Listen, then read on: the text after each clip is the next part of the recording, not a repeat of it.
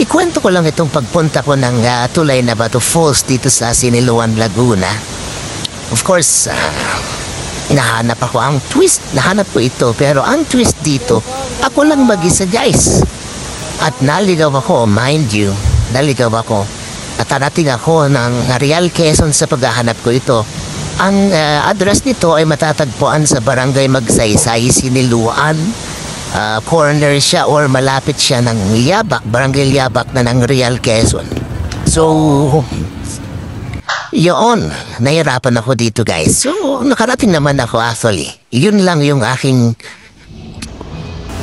tanda, yung konting kulay na yun, guys, na nakana sa puno, nakatali sa puno. Grabe. Honestly.